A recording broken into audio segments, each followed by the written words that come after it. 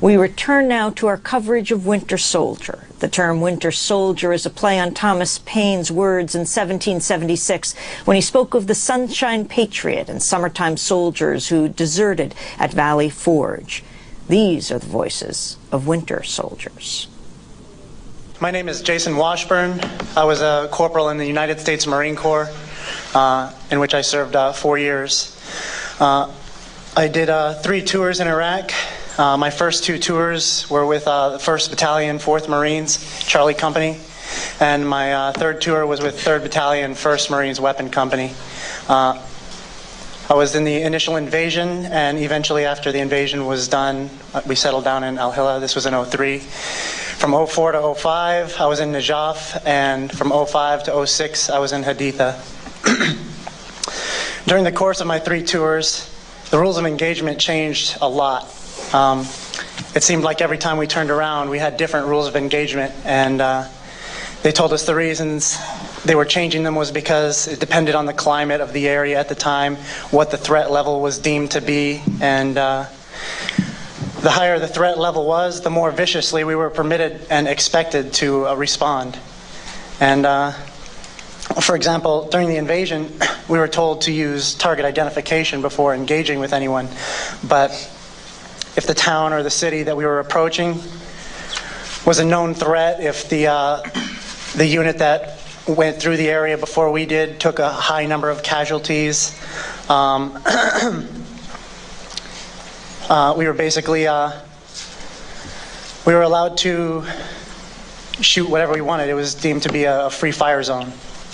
So we would roll through the town, and anything that we saw, everything that we saw, we engaged it and opened fire on everything. And let's see.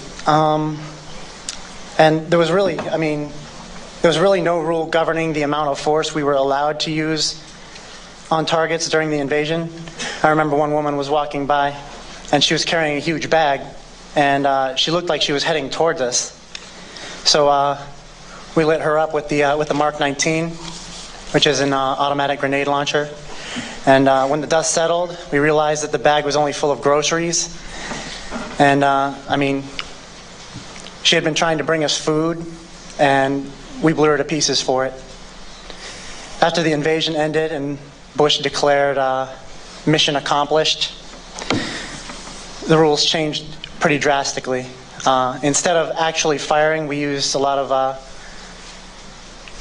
close combat, just hand-to-hand type stuff, just simple hand-to-hand violence to subdue people. There were a lot of times where we would be out on foot patrols, and we were ordered to not allow people to pass through our patrol formation, and unsuspecting villagers would try to pass through or cut through the formation, and we would butt stroke them, jab them with the muzzle, kick them or whatever, just get them out of the formation. And one time there was a guy on a bicycle with a basket full of groceries, and he tried to just roll through, and we clotheslined him and smashed up his bicycle for what? Passing through the formation. And but this is like what we were expected to do. And in another instance, we were ordered to guard a fuel station. At the end of the day, like nothing had happened, and we had mounted up into our trucks. And right when we were about to take off, a bunch of people, Iraqi people, rushed to the fuel pumps to try to take some fuel.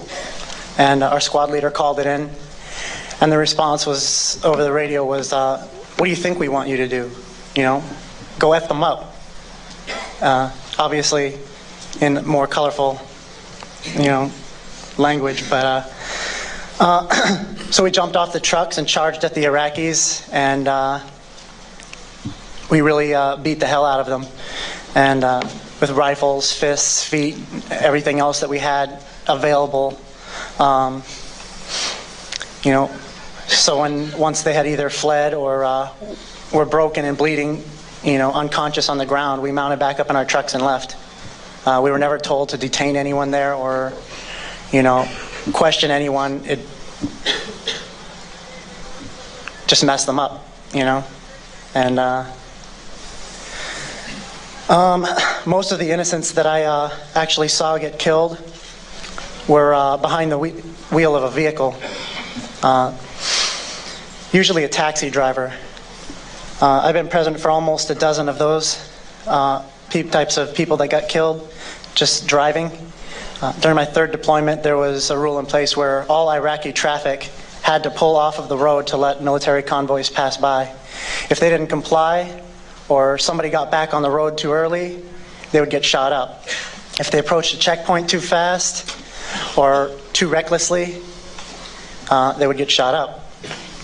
Also, we were often told to be on the lookout for vehicle-borne IEDs, improvised explosive devices,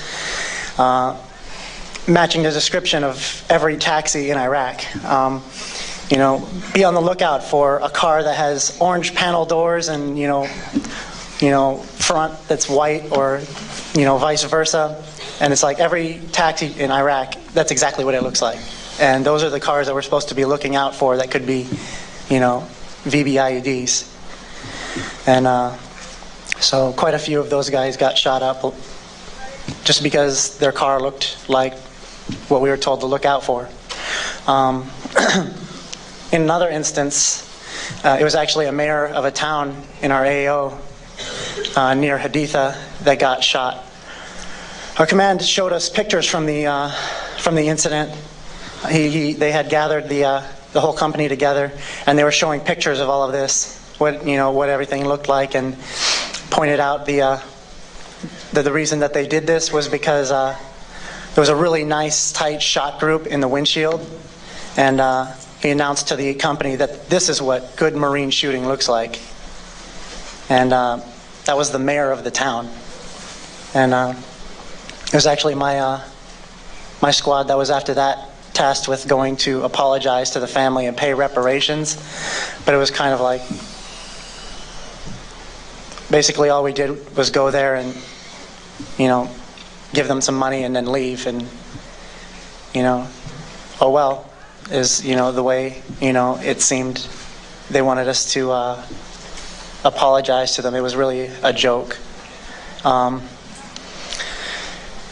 Something else we were actually encouraged to do, almost with a wink and a nudge, was to carry drop weapons, or by my third tour, drop shovels.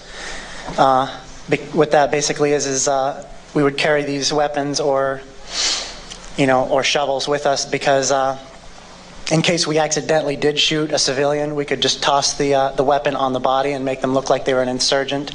Or, like my friend here was saying, we were told by my third tour that if they were carrying a shovel or, in a heavy bag, if they were digging anywhere, especially near roads, that we could shoot them.